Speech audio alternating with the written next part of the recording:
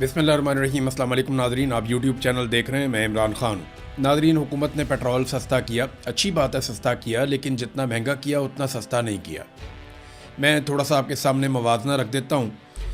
हुकूमत ने जैसे ही जंग वाली कैफियत बनी तो फौरी तौर पे पाकिस्तान में पेट्रोल मुयस्सर था, बल्कि वज़रा ने कहा कि 1 महीने का स्टॉक अभी मौजूद है।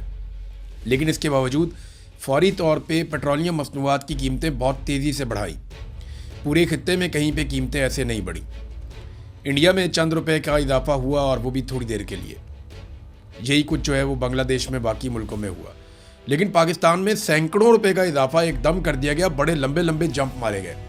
बहुत तेज़ी से शहबाज शरीफ ने न सिर्फ इजाफी टैक्सेस लगाए बल्कि लोगों की जेब काट ली और जंग के बहाने लोगों से इतना पैसा बटोर लिया कि ये अपने खसारे पूरे करने के बहाने ढूंढने लगे। अब हुआ ये कि जंग ख़त्म हो गई। जब जंग ख़त्म हुई तो फिर पेट्रोल वापस सस्ता करना था, तो अब तरसा तरसा के सस्ता कर रहे हैं। जिस तरह बढ़ाया था वैसे सस्ता नहीं कर रहे। मैं आपके सामने एक डाटा रख देता हूँ मवाजना, आम आदमी को भी पता चल जाएगा कि एक्चुअली उसके साथ डकैती हुई क्या है।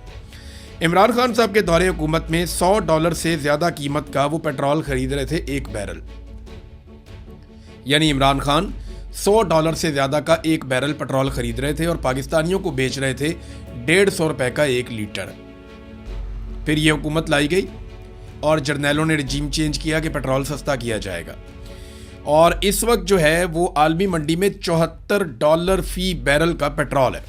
यानी इमरान खान के दौरे हुकूमत से लगभग 30% सस्ता।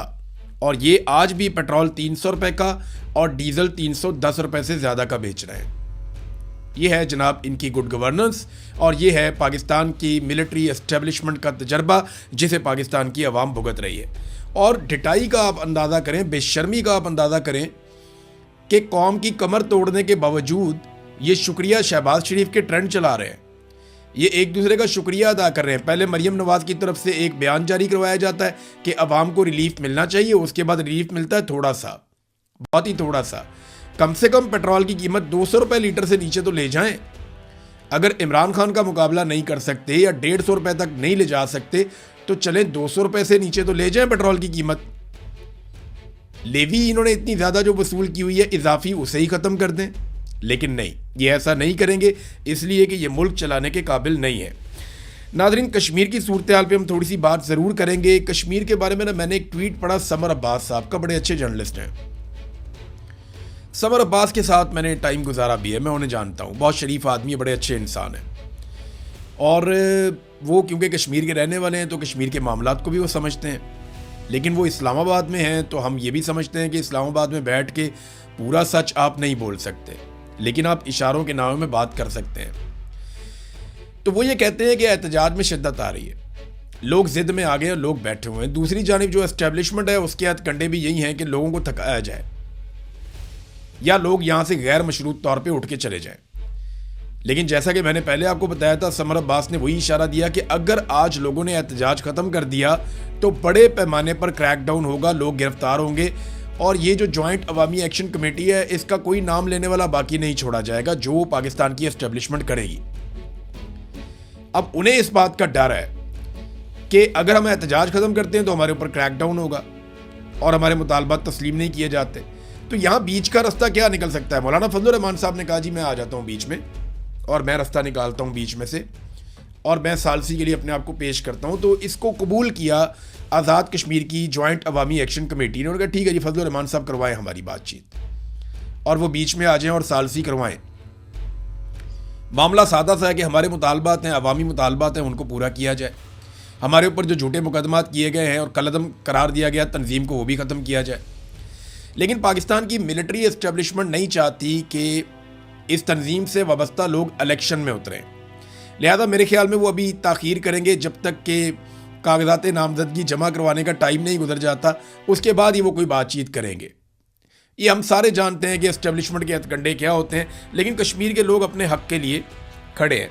कश्मीर में हमने अमली तौर पर गुज़िश्ता चंद दिनों में देखा कि रियासत किस तरीके से रियासती इदारे या मिलिट्री इस्टेब्लिशमेंट कैसे नौजवानों में नफरत फैलाती है, किस तरह से एक तकसीम पैदा करती है और किस तरीके से अच्छे खासे मुहिब वतन लोगों को गद्दार बनाया जाता है मीडिया के प्रोपेगेंडा के ज़रिए से, मुख्तलिफ तरीक़ों से लोगों को दीवार से लगा कर। देखिए, जब आप किसी को दीवार के साथ लगाते हैं, उसको मारते हैं, उसके मुँह से कोई ना कोई बात तो निकल ही आती है। बस उसी एक बात को पकड़ के उसको दीवार के साथ लगा दिया जाता है। उसी एक बात को पकड़ के बात का बतंगड़ बना के अच्छे खासे मुहिब वतन लोगों को गद्दार बना दिया जाता है। और ये खेल आज का नहीं है, बहुत पुराना है और पाकिस्तान में बहुत अरसे से खेला जा रहा है। अयूब खान भी खेलता रहा है, ज़िया-उल हक भी खेलता रहा है, याया खान ने खेला, परवेज़ मुशर्रफ ने भी खेला, ये जनरल बाजवा ने खेला। अब जनरल आसिम मुनीर के दौर में यही खेल खेला जा रहा है। नया खेल नहीं है, पाकिस्तानी इस खेल से बड़े वाकिफ़ हैं, पाकिस्तानियों को समझ है।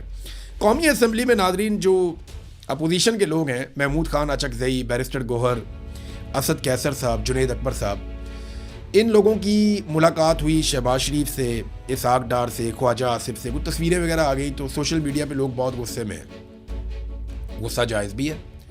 लोगों को लगता है कि जितना भी जुल्म और जबर हुआ पाकिस्तान में, उसके बेनिफिशरी ये लोग हैं। जितना पाकिस्तानियों को सताया गया, उसके पीछे ये लोग हैं फ़ायदा उठाने वाले। और ये जाली हुकूमत में आकर बैठे हैं, इन्होंने आईनी तरामीम भी कर दी। इमरान खान अगर आज जेल में और बुशरा बीबी के साथ जुल्म हो रहा है तो इस सारे के पीछे भी ये लोग हैं। लोगों को गुस्सा है बहुत ज़्यादा। लेकिन देखें, मैं बार बार एक बात कहता हूँ कि अगर आपको बातचीत करनी है तो फिर यहीं पे बैठ के करनी है, इन्हीं लोगों के साथ करनी है। या तो फिर आप इनकलाब लेकर आए ना पाकिस्तान में, या तो कोई 1, 2, 2.5 करोड़ आदमी निकल आए पाकिस्तान में हर तरफ से, जिस तरह एक दिन होना तो है। या तो आप वो कर लें और सबको बाहर निकालें और उसके बाद कौम फैसला करे कि मुल्क को चलाना कैसे, या फिर आपको बातचीत करनी पड़ेगी। तो मैं बार बार एक बात करता हूं कि अगर सारे चोर और डाकू इकट्ठे होकर पाकिस्तान की मिलिट्री एस्टेब्लिशमेंट को उनके आईनी किरदार में भिजवा दें या फौज को बैरकों तक महदूद कर दें, तो पाकिस्तान का इससे ज़्यादा भला कुछ हो नहीं सकता। आपको शदीद नफरत हो सकती है इन शक्लों से जो आपको नज़र आ रही है मिलती हुई, और हो सकता है उन शक्लों को आपसे शदीद नफरत हो जो वहाँ पे हाथ मिला रही हैं। लेकिन इसके बावजूद अगर ये सारे चोर, डाकू, मफाद परस्त, फ्राडिये, ये सारे अगर मिलकर पाकिस्तान की फ़ौज को उसके सियासी किरदार से अलग कर दें और फ़ौज को बैरकों में वापस भेजने में कामयाब हो जाए और पाकिस्तान का फैसला यूनिफॉर्म वाले बंदों की बजाय सिविलियन अवाम के मुंतखब नुमाइंदे करना शुरू कर दें, तो इससे बड़ी जीत पाकिस्तान की हो नहीं सकती। ये मैं आपको वो बात बता रहा हूं कि बदतरीन के अंदर से आइडियल क्या निकल सकता है। यानी बदतरीन किस्म की चीज़ों में से एक आइडियल सिचुएशन जो निकल सकती है वो ये हो सकती है कि सारे चोर डाकू इकट्ठे हो जाओ और इकट्ठे होकर फौज को कहो कि सियासत से आपका कोई काम नहीं है। फिर जमहूरियत के अंदर ये खसूसियत है, सियासत के अंदर ये खसूसियत है कि वक्त के साथ साथ एक सिस्टम डेवलप हो जाएगा। बहरहाल ये चीज़ें अभी चलती रहेंगी। शहबाज शरीफ साहब के दस्तखतों की एक अजीबोगरीब कहानी चल रही है। शहबाज शरीफ कहते हैं जी हम कौम की इज्जत बढ़ाने के लिए हमने दिन रात एक किया, मैंने और फील्ड मार्शल ने। वहाँ अल्लामा इकबाल का गलत मलत शेर भी पढ़ दिया कि हज़ारों साल नरगिस अपनी बेनूरी पर रोती है, बड़ी मुश्किल से होता है चमन में दीदावर पैदा। ये हर बच्चे को याद है शेर। शहबाज शरीफ को ये भी भूल गया कौमी असम्बली में।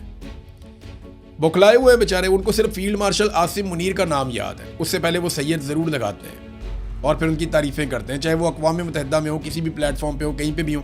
उनको पता है कि ये वाला जूता मैंने हर हाल में पॉलिश करना है। वो करते हैं और करते रहेंगे। जब तक उनकी सियासत है अब उन्हें यही करना पड़ेगा।